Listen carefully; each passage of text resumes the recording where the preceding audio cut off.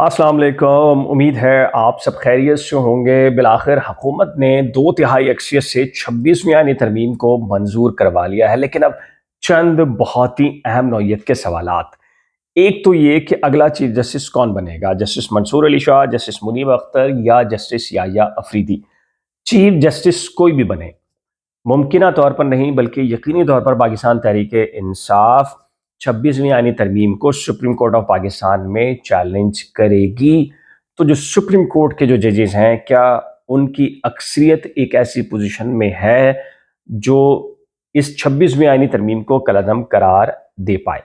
दूसरा नुकता ये कि बज़ाहिर तो आपको सियासी कुव्वतें यानी कि हुक्मरान इत्तेहाद नज़र आया दिन रात मसरूफ़ अमल इसकी मंजूरी के लिए, लेकिन आपके भी इल्म में है कि ये पाकिस्तान की जो स्टैब्लिशमेंट है, अस्करी इदारे हैं या ताकत के जो असल मराकज़ हैं, उनकी फरमाइश पर लाई गई। क्या महज चीफ जस्टिस काजी फाइज ईसा को किसी किस्म की सहूलत फराम करना मकसद था, या महज जस्टिस मंसूर अली शाह को चीफ जस्टिस ऑफ पाकिस्तान बनने से रोकना मकसद है, या इससे बढ़कर कुछ और मकासद हैं। और फिर एक अहम नुकता ये कि 26वीं आईनी तरमीम के बाद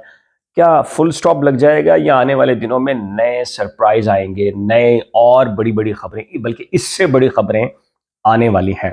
और फिर एक अहम मामला ये कि क्या इस 26वीं आईनी तरमीम से एक आम आदमी का कोई लेना देना है या नहीं।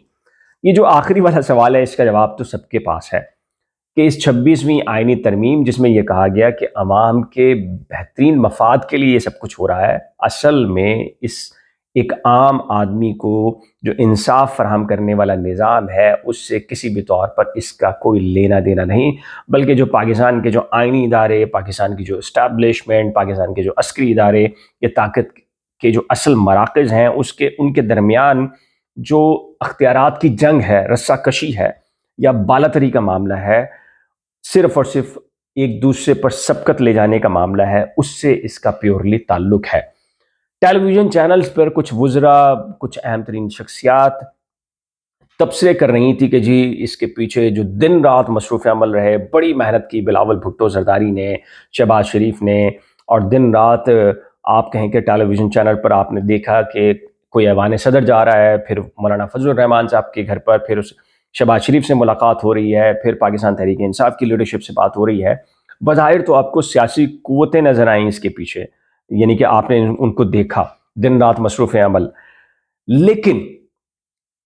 जो ज़राए हैं वो इसको कंफर्म करते हैं कि जो बुनियादी ड्राफ्ट है 26वीं आईनी तरमीम का, और क्यों है मैं इसके ऊपर भी आता हूं।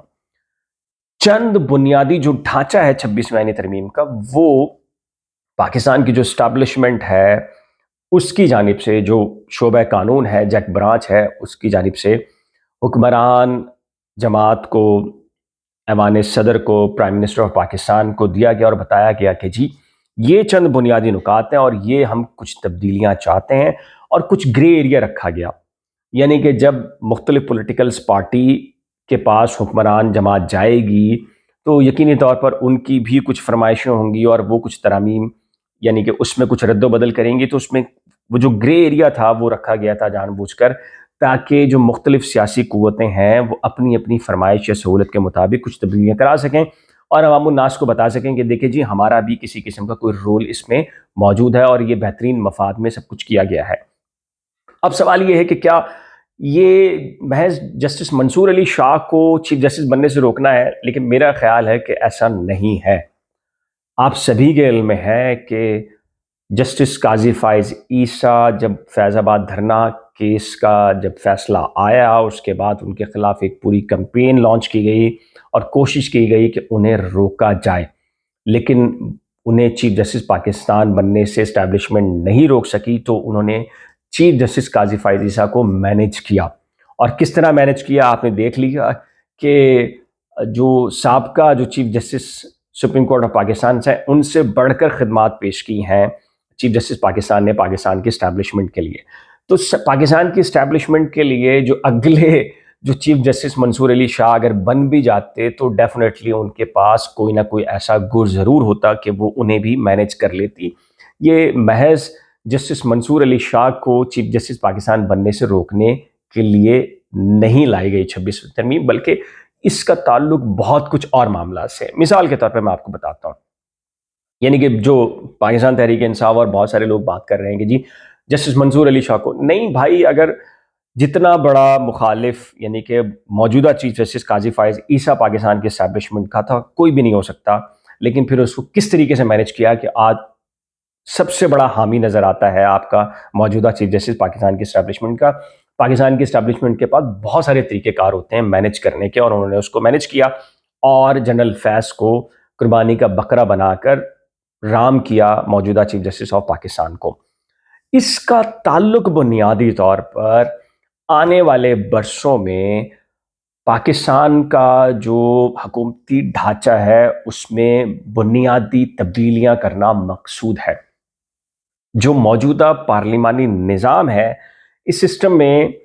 پاکستان کی اسٹیبلشمنٹ کو سیاستدانوں سے کسی بھی طور پر کوئی نہ مزاحمت کا سامنا ہے، نہ کسی قسم کی کوئی تکلیف ہے. یعنی کہ جو دونوں پارلیمان ہیں، پارلیمنٹ اور جو سینٹ، وہاں پر اپنی مرضی کے مطابق پاکستان کی جو اسٹیبلشمنٹ ہے اس نے عمران خان دور کے اندر بھی قانون سازی کروائی اور شہباز شریف حکومت کے دور میں بھی کی،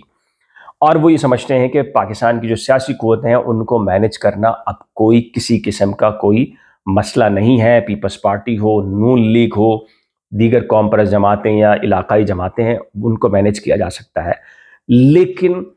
اگلے چند برسوں میں جو پاکستان کی اسٹیبلشمنٹ جو بنیادی ڈھانچے میں تبدیلی کرنا چاہتی ہے، اسے جو سب سے زیادہ مشکل پیش آئے گی، یہ مزاحمت آ سکتی ہے، تو وہ ایک ہی ادارے کی طرف سے آ سکتی ہے، اور وہ آئینی ادارہ ہے سپریم کورٹ آف پاکستان. یعنی کہ اگلے چند برسوں میں اگر پاکستان کی اسٹیبلشمنٹ یہ چاہے کہ پاکستان کا پارلیمانی نظام ختم کر کے اس نے صدارتی نظام کو لے کر آنا ہے، تو اسے پاکستان کی سیاسی قوتوں کی جانب سے کسی بھی طور پر مزاحمت کا سامنا نہیں ہوگا. اگر مزاحمت آئے گی تو وہ صرف اور صرف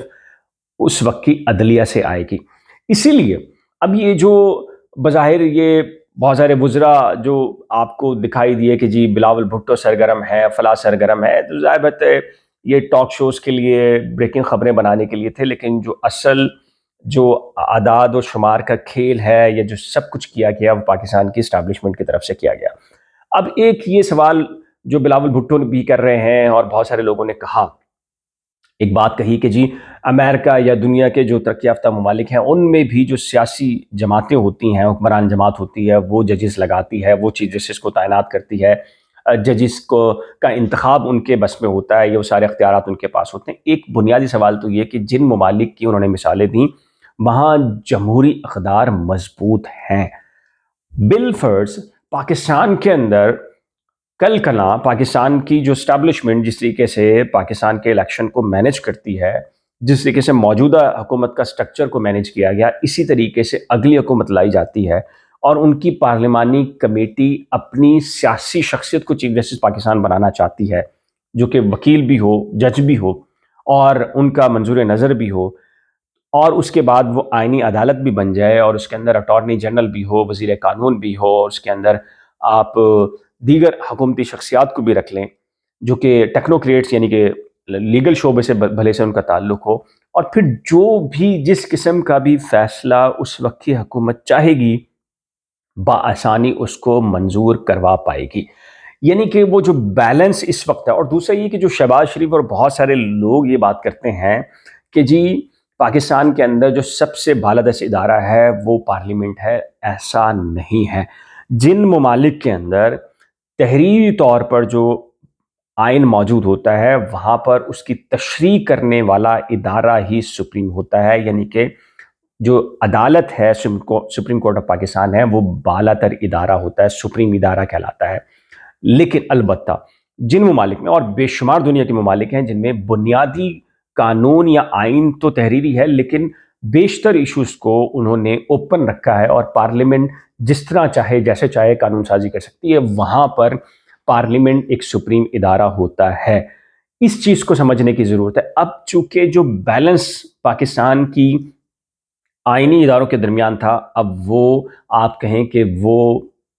ٹوٹ جائے گا بظاہر کے مضبوط ہونے کے، اور جو جمہوری اقدار ہیں وہ بجائے مضبوط ہونے کے ایک نیا راستہ کھلے گا پاکستان کی اسٹیبلشمنٹ کے لیے. جس طریقے سے وہ الیکشن کو مینج کرتے ہیں، हुकूमतें अपनी मर्ज़ी के लेके आते हैं और फिर हुकूमतें अपनी मर्ज़ी में लेके आने के बाद वो जो अदलिया को जो कंट्रोल करने का मामला है, ये भी प्योरली उनके हाथ में चला जाएगा।